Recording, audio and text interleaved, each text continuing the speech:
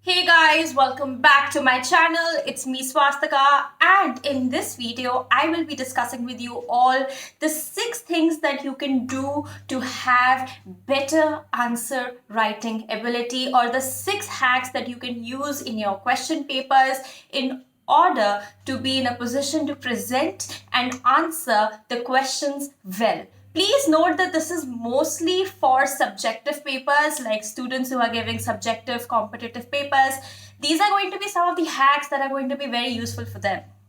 So without any further ado, let's get into it. But before we do that, I have a simple request for everyone who is here. I would request you to please press the subscribe button in case you haven't already. It's the red button at the bottom of the screen. You can just press it. You can ask your friends to subscribe as well. And in case you are old subscribers, then welcome back to my channel. You guys can check me out on Poshmark. You can buy some of the outfits that I wear. You can use my code. My code goes by swastikasharma without space in between, and you'll get $250 off on your first purchase.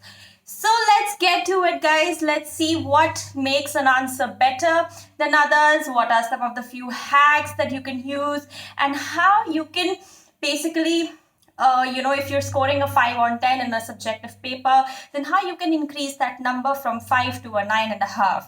So let's start off without any further ado. And the first thing I have to say, or the first hack that I want to discuss, is before you pick up your pen to actually write and to begin writing the answer, you have to first figure out and you have to read the question very carefully. This means that you have to be very careful about and very particular about what is it that the examiner wants to ask you. A lot of the students, they tend to quickly read the question and they sort of miss out on the the keywords or the key phrases or the key things that the examiner basically wants to know from you in that answer. So be very careful and read it very carefully. See whether it says critically examine this political thinker, or if it says criticize this political thinker. So for example, the question can be critically evaluate Mahatma Gandhi's philosophy of satyagraha, or the question can be criticize the philosophy of Mahatma Gandhi. So when it says criticize, that means you have to be, you have to sort of be critical about his philosophy. If it says critically analyze, then that question can have both pros, it can have cons, and it's basically an analysis of sorts, right? So it doesn't have to be you criticizing the thinker or criticizing his philosophy. It can just be an analysis of pros, of cons, of a critical analysis of things, and whether his policies were successful, whether we got emancipation, whether we became independent. So you have to be very careful about what the question is asking you, and before you start writing the answer, take 2 to 3 minutes to just read the question. Read it once, read it twice, read it thrice, and then make a cheat sheet. With that, we actually come to the second point. After you have done reading the question 2 to 3 times, after you have seen what the key phrases of the question are, whether it's critically analyze, criticize, examine, or differentiate between these two political thinkers, or critically evaluate the strategies adopted by or what was the debate between Ambedkar and Gandhi at the time of independence, or while they were drafting the constitution. So you have to be very careful about what the question asks you, right? And once you are done reading it 2 to 3 times, make a cheat sheet. So your answer sheets generally have like a rough page at the back, right? So on the rough page, you can actually write down and make a cheat sheet of what is it that your answer is going to incorporate. So your answer can incorporate 5 points. It can start off, so the perfect way of writing an answer is to first have an introduction. That introduction can be a quote from the thinker. That introduction can be a stat, for example, it's on economic exploitation of India.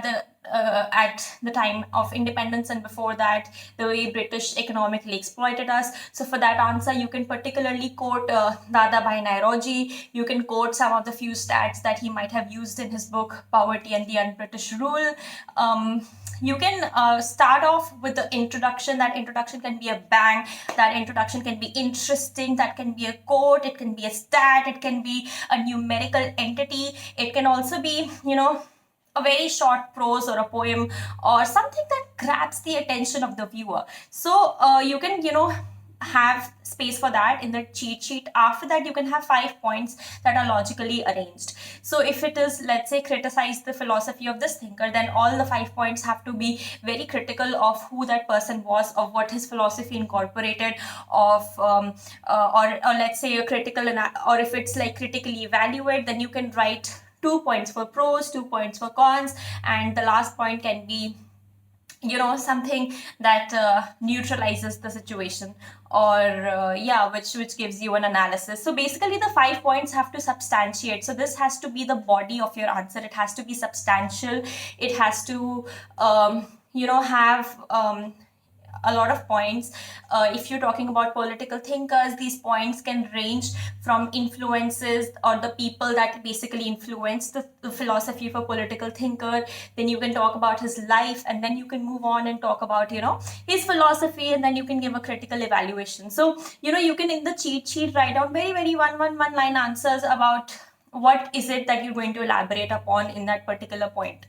After figuring out the body, you move to the conclusion. So the conclusion is basically going to be, the concluding remarks of that point. So in papers like UPSC, MAINS and all that stuff, you have to give a very neutral conclusion. Like you cannot be pro-government, you cannot be anti-government, you cannot be very, pro-political party, like pro-BJP or pro-Congress. You have to be very politically neutral. Your answers have to be very, very neutralized. Yes, you can play the game of yin and yang. You can say, you can have a very multifaceted answer basically, and your conclusion can incorporate some of the points that you've mentioned in your body, and it can basically neutralize the entire stance. If you're writing that paper for JNU, or if you're writing that paper for your, Delhi University subjective papers, then your answer can be a little different. Your answer can, incorporate more philosophical points. Your conclusion can be based, you can have a thesis, you can have an antithesis, and in the end, your conclusion can be a synthesis of the points that you've mentioned. So for every paper, the conclusion differs. Some papers require you to write a very politically neutral stance. Some papers can require you to write, or something which is more not very neutral, which basically supports a certain kind of ideology, a certain kind of thinking. But you have to basically maneuver your answer writing to, in a certain way. But that doesn't mean that, you have to do it exactly like that. If your points are, very substantive, if they're very logical, then you can also, play the devil's advocate and not do something or not write something that the examiner is expecting you to write in that particular paper, but be aware and be careful that they can actually cut down marks for that. So you will be playing the devil's advocate. It can really go in your favor if you're writing a stance that is very, opposite that institution or that place, but it can of course not be and not even go in your favor. So be very careful of that. The third hack, or the third point I'm going to say, is don't be repetitive, guys. Unless it's a paper that requires you to, repeat a certain point, please don't be repetitive. Your points can be short, they can be crisp, they can be logical, and they don't need a lot of repetition, because examiners, they know, like if you're giving serious papers, if you're giving papers that are like slightly ticky and tacky, they'll know that you're repeating points. So just don't do it. Like they'll know. And in papers like UPSC mains, you don't even have so much time to repeat points. Like you just have to put down points in a sequence and be very logical about it. So don't repeat your points more than once. Yeah, that's the third point. The fourth point is that you have to try to incorporate a broader perspective. Unless the answer wants you to give a very narrow, subject specific answer, I think that you should have a very broad perspective on things. At least this is something that I try to do in my paper. So if I'm talking about X, I try to link that to Y and Z as well. And I try to, have an answer that is multifaceted. Again, it depends on the nature of the paper you're giving. For example, you're giving mains. So if you're giving UPSC mains, you have to talk about the political consequences, the socio-economic consequences, the environmental consequences, the social consequences. I said socio-economic means social and economic consequences. Your one answer needs to have 5 wings, and you need to quickly link that to X, Y, Z, A, B, C, and you can have a very broad perspective on things. So unless the answer particularly wants to know and is very subject specific and subject intensive and wants a very narrow view on things, the best way forward for generic generalist papers would be to give a very broad perspective on things, because that makes you look like a generalist and not a specialist. Again, this is contingent on the paper that you're giving. So you can choose to either give a generalist answer or to give a specialist answer. It can be extensive, it can be intensive, but if you're giving something which is like a government service paper, you should always go for a generalist answer. You should always say something which is very broad, which has a very broad perspective, which shows that you've studied things from different books, from different places, from different resources, and it gives you a multifaceted personality. So yeah, that's the fourth point. The fifth point is that you have to make a simple decision, guys. You can, when you're writing answers, there are basically 2 ways of writing a good answer. And, there are just 2 ways in which a lot of intellectuals like to think, a lot of intellectuals like to write. I'll tell you the way in which I like writing my answers, and this has really proven useful to me in all my papers. But again, this is something that is very intrinsic to your style, to the way you elaborate and you understand the things and the subjects and the world and how you put it all together. So again, it's all your perception and what you want to do.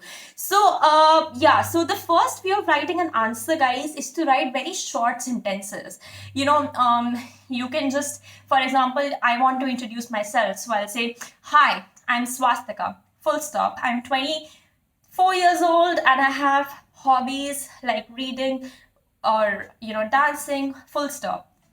I live in XYZ place and I do XYZ things. So these are going to be very short sentences, and they are just mostly going to be linked by full stops, and they're going to be very simple. So when you read these answers, they're very simple, they're very logical, they're very crisp, they're very to the point.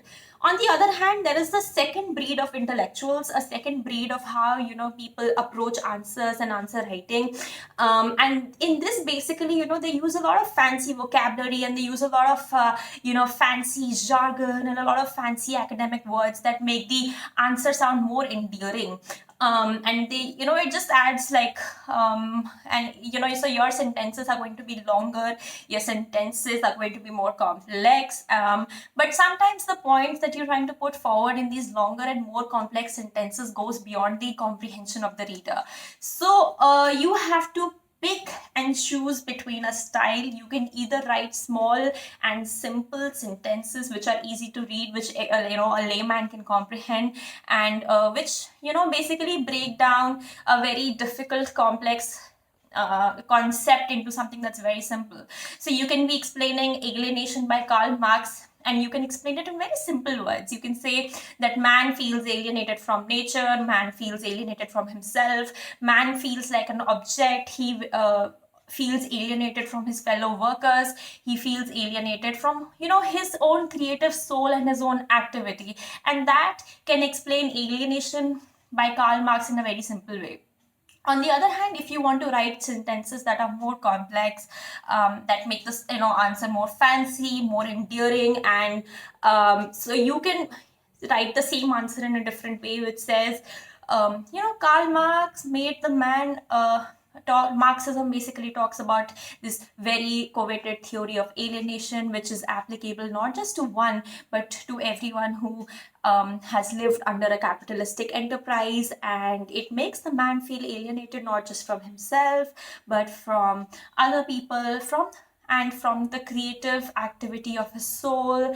And he just feels um, like a different species because he feels alienated from his own species, and it's all accumulation of capital which is leading to all these adverse and negative effects. So your sentences can be very long, they can be very enduring, and they can be, if it's a complicated concept, these complex sentences can make it even more complicated.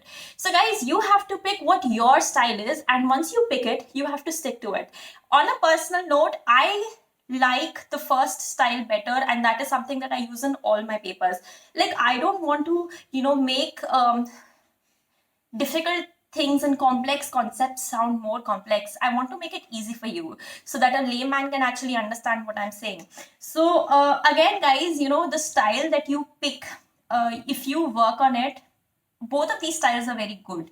Both of these can fetch you equal marks. Both of these can aid your academic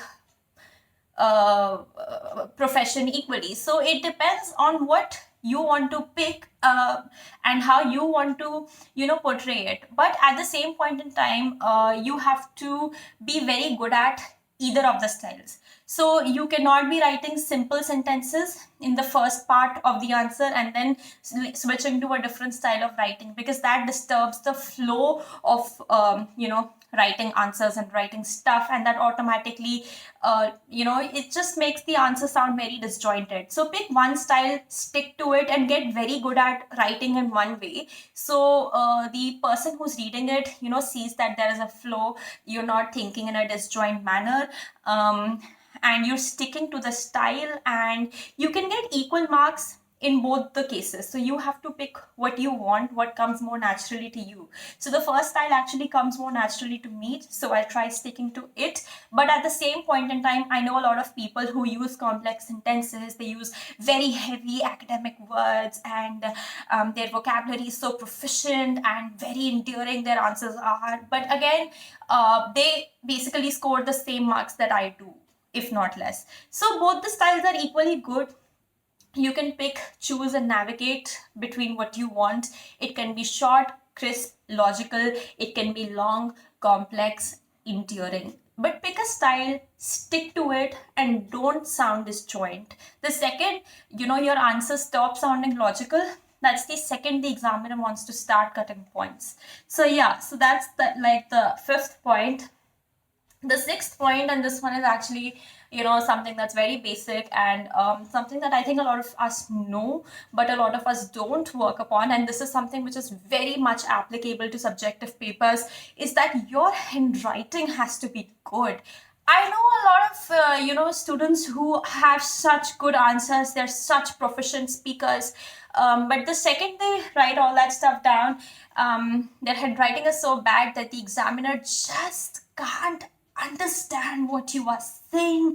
And oh my god, it's such a hassle to read all these answers which are so it's so difficult to understand because of your handwriting. So guys, if you are somebody who has terrible, horrible handwriting, and you're not a doctor, you're in a profession other than a doctor, I would strongly suggest that you improve your handwriting, because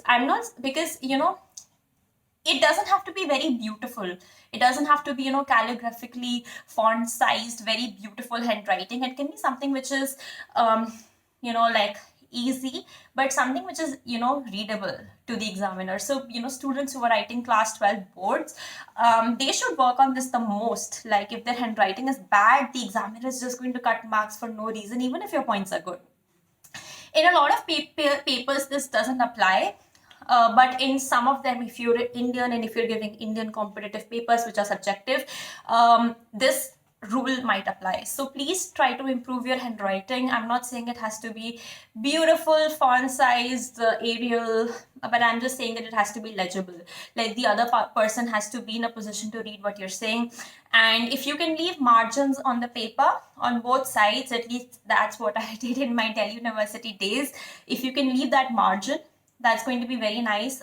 You can just take a ruler, and before you start your paper, you can quickly draw those margins. In a lot of papers like mains, you already have those margins drawn, so that's great. But in papers that you don't, please draw a margin and write within the space that the box has and improve your handwriting.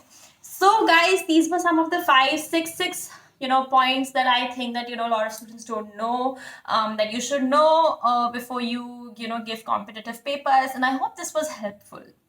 In case it was helpful, you can please mention that in the comment, and you can let me know what you want me to make videos on next. As you can see, I'm trying to be more active on YouTube despite academic commitments.